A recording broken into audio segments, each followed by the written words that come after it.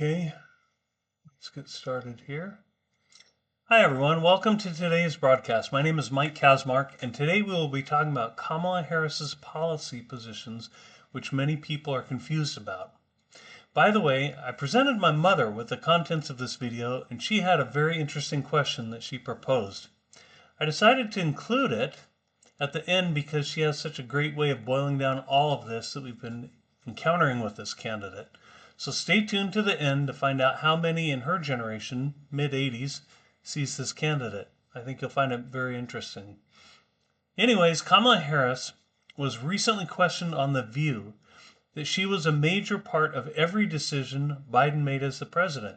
She espoused that.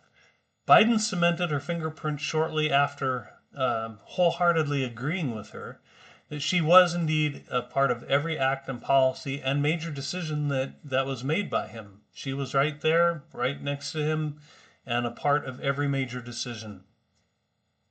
Well, she probably said this in part to counter the perception that many had that she hadn't done very much as the vice president. In so doing, she and Biden inadvertently cemented her fingerprints to every one of those decisions and policies, including many of them that didn't go very well. It soon became apparent that the American public had little taste for far left woke ideologies or policies. So she decided to reverse course on nearly every major policy she had previously espoused and acted on. This was confusing, to say the least, especially when she had been a co-author during the past 3.5 years of very left-wing policies and statements. We knew she was a part of crafting those far-left policies and decisions because her and Biden both said so. So interviewers started to tell her that people want to know how she could believe XYZ when only months before she was espousing ABC. Her answer was that she did so in the name of compromise due to the polarized political landscape. Okay, now even a casual observer of politics can tell you that people don't do complete turnarounds on major policies to compromise. No one compromises by giving away everything. You give up a little around the edges, and the other side gives a little around their edges, and at some point, both sides say, it's not perfect, but we'll take it. Now we have a candidate, Kamala, who has completely reversed herself, not on one or two issues, but on nearly every issue she has ever espoused. And she has done so all in the past 1.5 years. Now, people might change their minds on one or two issues over that time, but what would anyone think of someone who changed their minds on almost every major issue they ever stood for? Anyone would offer up that person as trying to hide what their real positions are. So, in choosing this deceptive approach, she began to spin a web of deceit that, with 6 days to go, leaves her completely unable to address what her policies are. She won't even touch it now. We teach our children not to lie, in part because it gets harder and harder to keep track of what you've said or not said. If you're telling the truth, one doesn't have to remember what one said. You just tell the truth each time. This game has another double-edged sword. In saying how much you've completely abandoned your old positions, your far-left base now starts feeling like you've abandoned them. And so to cover that lie, you've got to do something to reassure your base. But you can't come right out and say the whole thing is BS, because the conservatives will hear you say that too. So you get a pundit or two to say you are doing this to get elected, and once elected, she can do whatever she wants. Then it doesn't come back to the candidate. Well, Bernie Sanders was that guy. So that only relieves your base a little bit, though, because they didn't hear it directly from you. So the only other way to keep them from throwing you under the bus for being a traitor is if you said something like, even though we're all trying to compromise, I haven't changed any of my values. Wink, wink, nod, nod. This is exactly what she did do. Her left was soothed, but she confused the heck out of the conservatives. I hate to say it, but the gullible among the conservatives asked, how could she have possibly reversed herself on every major issue while not changing her values? This is very difficult to understand.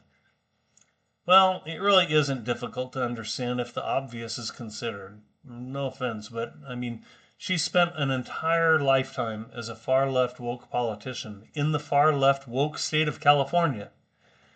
And I have to say this too, that, my family just traveled all the way across the United States. And anytime somebody found out that we were from California, they wanted to know if we brought our politics with us. And they recommended that if we did, to leave it back at home. So very few places once we got out of California were enamored with California politics. Most people were really fearful that we were even maybe bringing that with us. So the rest of this country is not sympathetic to that.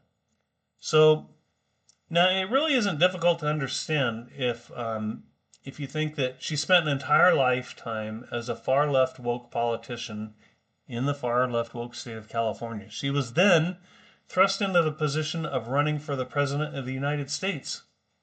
So now she's representing a populace that has little taste for far left woke California politics.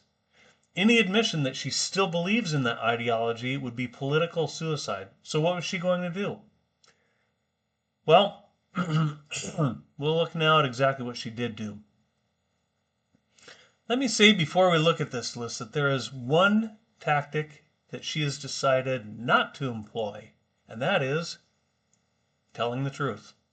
Had she from the very beginning admitted that her personal ideologies have always been far left, but that she realizes that the country doesn't have those beliefs and that she intends to be the president of all people, she may have won over some of those that were only left confused by her deceptive shenanigans.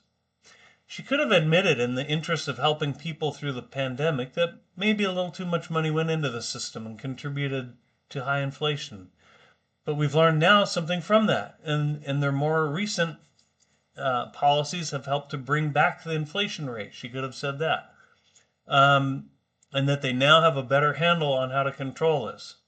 Now, I don't know if everybody would believe that, but at least she would have been admitting, that maybe there was some problems or issues with some of their policies, instead of saying, oh no, every single thing we've done was right, which she said in other interviews. Actually, on that interview with The View, she said she couldn't think of one thing she'd do different, which blows the mind, because you think of the Afghanistan withdrawal and all the trying to get the people out of there and leaving so many behind, Americans and people that helped us and all the equipment.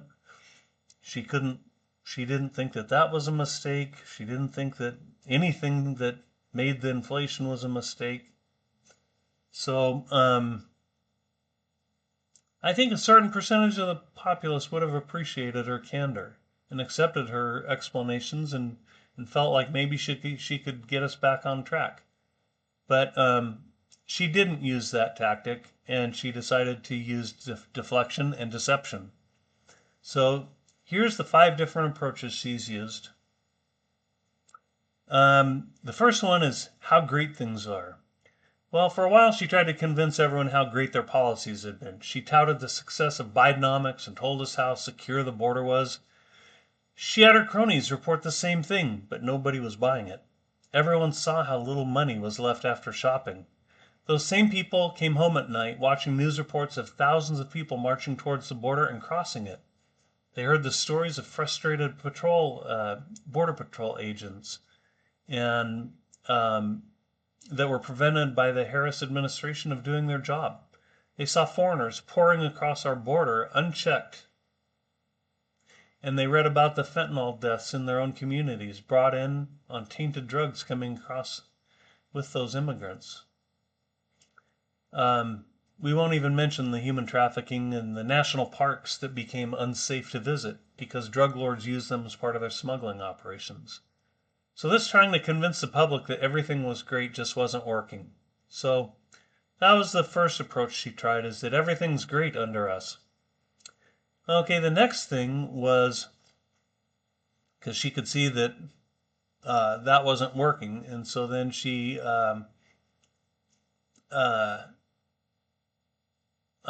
So she was trying to avoid talking about those policies. So this was made easier by someone coming up with a reframe of her inappropriately timed cackling laugh as an expression of joy.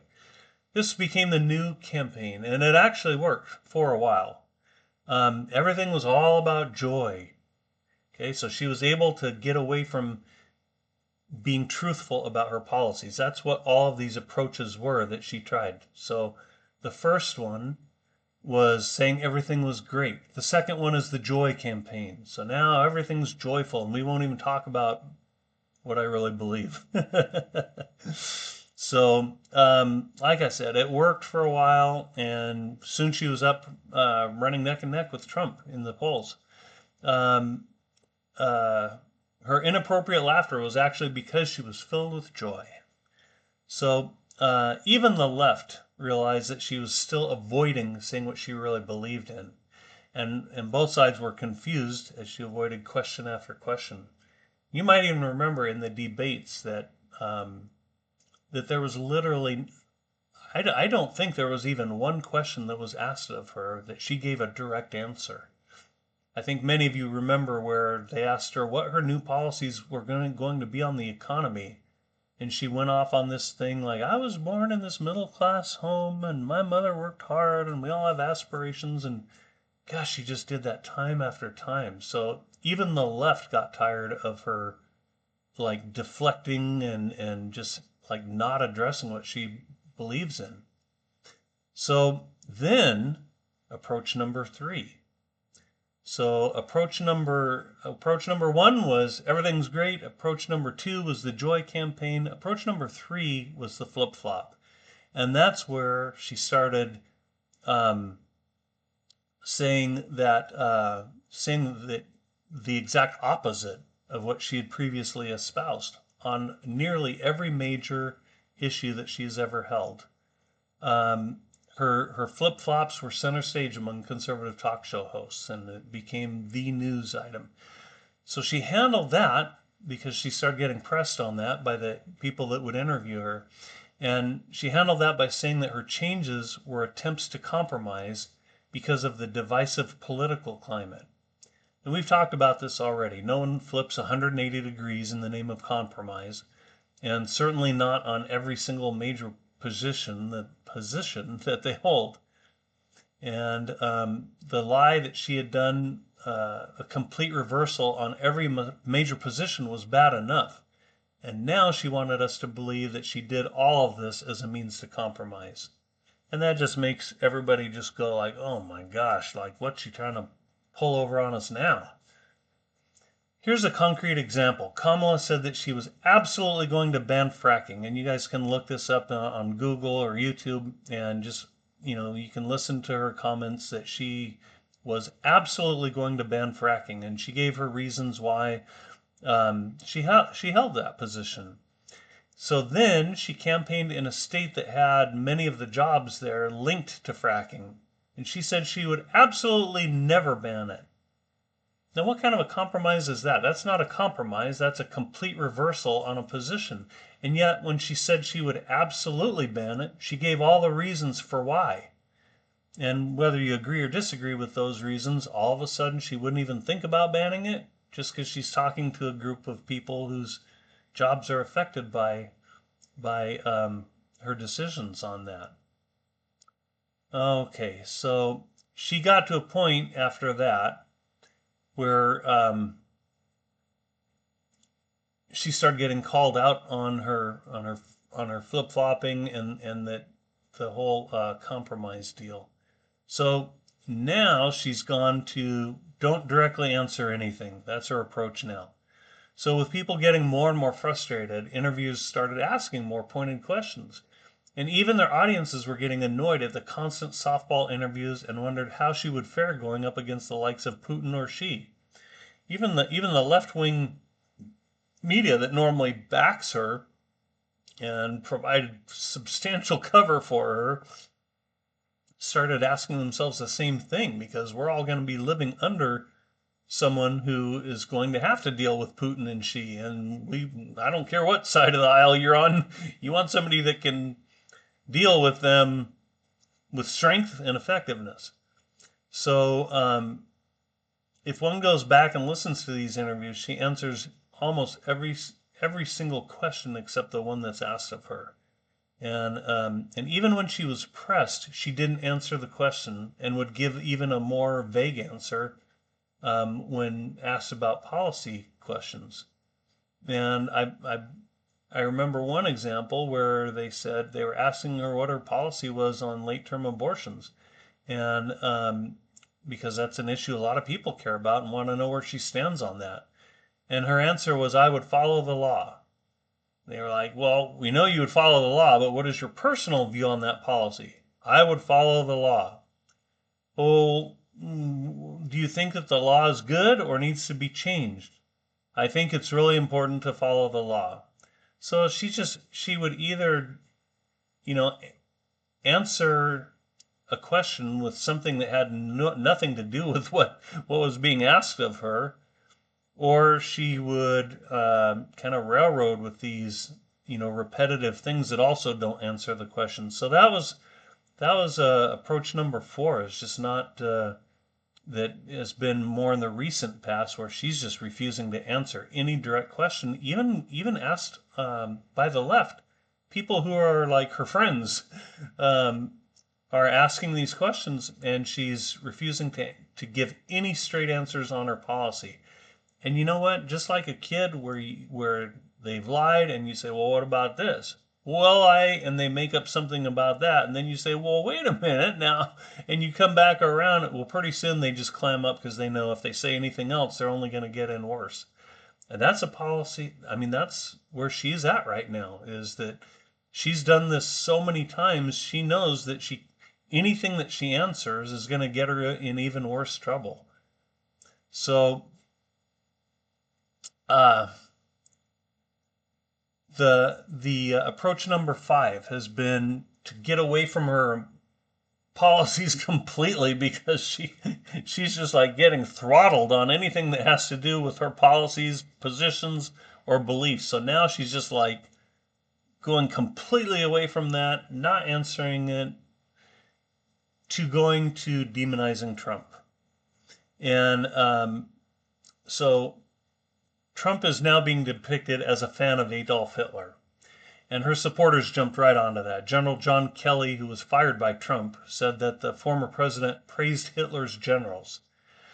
Now, the general was rebuffed by people who said it never happened. Trump held a rally, and here's what other people are saying. So Trump held a rally at Madison Square Garden, and almost 90 years ago, sorry, let me get a drink here.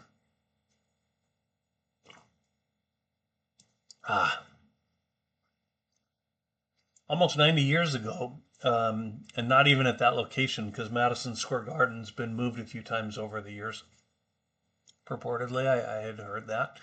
But 90 years ago, the Nazi Party held a rally there. And since then, though, thousands, I mean, everybody's heard of Madison Square Garden, no matter where you live. Everybody's heard of that. And they've had thousands of boxing events there. I think some of the famous heavyweight fights were at Madison Square Garden. And they've had political events. The Democrats have had political events there. I assume the Republicans have too. And Donald Trump is from New York. Madison Square Garden is in New York. So it would be natural for him to utilize that venue. But because Trump held his rally where 90 years ago somebody held a Nazi rally there, that is symbolic of Trump's Nazi tendencies. So I got a little thing you'll have to bear with me. Never mind that multiple Democrat events were held there. Never mind that this is one of the biggest venues in New York. So if you're expecting tens of thousands of people, that would be where you would have it. Never mind that Madison Square Garden is located in a different place now than it was then. We mentioned that. Never mind that Trump has Jewish family members. Never mind that Trump wore a yarmulke at the Wailing Wall when he visited Israel. Never mind that Trump was the only president ever to broker a peace deal between Israel and 3 other Arab countries. That was unprecedented. No one has ever done that except President Trump. Never mind that Trump was the first president to declare Jerusalem as the capital of Israel. Many other presidents have said they were going to do that or wanted to do that. Nobody ever did do that except President Trump. So the guy's got some, I think you can say the word chutzpah. I think that's okay to say that. If it's not, sorry. Okay, and then never mind that Prime Minister Netanyahu had very warm feelings towards Trump and saw him as one of the best friends Israel ever had. So, really? He's a Nazi? Serious? It's like, where is his anti-Jewish feelings? Like, where are you getting that? So, none of this matters to Kamala, which shows that the truth doesn't matter to Kamala. This tactic was actually used on President Reagan, President Bush, President Nixon, and several other Republican figures. And it's become standard operating procedure to label any Republican as either a racist, a Nazi, or just dangerous. So this tactic is also falling flat. Information's so readily accessible online now that we can look at facts and see fallacious arguments very soon after they're made. And because our country still has some freedom of the press, we've been able to have some that still have integrity reporting on these deceptions. So Kamala basically has 1 week to come up with something else until Election Day. It's not a lot of time. So far, literally everything she has tried has fallen flat. Not one of these approaches has resonated with the American people. It's been a lie covering other lies, covering deceiving and not being square with what her positions are. And she has dug herself one royal hole in the ground. And her approach has been to dig more out from under herself, to try and get herself out. And if she had, even from the beginning or even partway through, just come clean with the American people, I think a percentage would have respected her for that. So she has 1 week to come up with something else until Election Day. So far, everything she's tried hasn't worked. One would expect that she'll just keep saying that Trump is a threat to democracy, that he'll rule as a tyrant or a dictator, and that's very easy to debunk. There isn't really one thing anyone can point to in his 4 years as president that was characteristic of a dictator. Now, one thing that they're saying is that that he will try to jail his political opponents, and it's intriguing because that is exactly what Biden and Harris tried to do to him, with 94 charges filed against him, most of which were felony charges, and which have almost all been dismissed. So what they are calling a threat to democracy is actually what they tried to do. So they're now saying he's going to jail all of his political opponents. Well, he's never even said anything about that, so they're just drawing that out of thin air. But then that's exactly what they did to him. So this is really intriguing, and we'll see where it goes. There actually are people where there's mountains of evidence involving bribes and scandals and abuse of power. And, could these allegations against Trump be preemptive strikes? So that when one of them is indicted for a legitimate crime, that they can say, see, we told you he would try to jail his opponents, and make it all about Trump jailing his opponents rather than people being called to task for crimes of bribery and many other things. So we'll have to wait and see on that. There's also a rumor that the left will try to thwart the will of the people by refusing to certify the election, and they'll do that just because Trump is evil. Now, I don't think they'll get away with that. I think the Supreme Court will step in, and I know one thing: the next 7 days are going to be very interesting. What happens, and I wasn't sure how I should end this video with either a summary or a final conclusion based on what we've discussed so far. And I was discussing, as I said earlier, the various points with my mother. And she asked, with all of these approaches to get around her record and the truth, how can you believe anything she'll say as the president? I told her, I said, Mom, that would be a great ending on my video. And she said the best ending is to answer that question. Once she is president of the United States, how will you be able to trust anything she says? And the answer is you can't.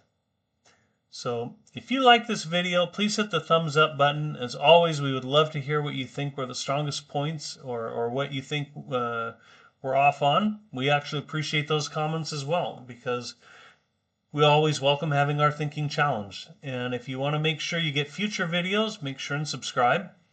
Also, we have a couple of other videos that we've made. Technically, they could use some work. We've just been trying to get stuff out there and improve them a little bit at a time, but mainly to get the ideas out there. We've tried to express ideas that are either not discussed at all or are just minimally covered. So I think if you want a new take on some different issues, you might check it out. So thank you for watching. We'll see you on the next one, and make sure and get out and vote. It's the most important thing.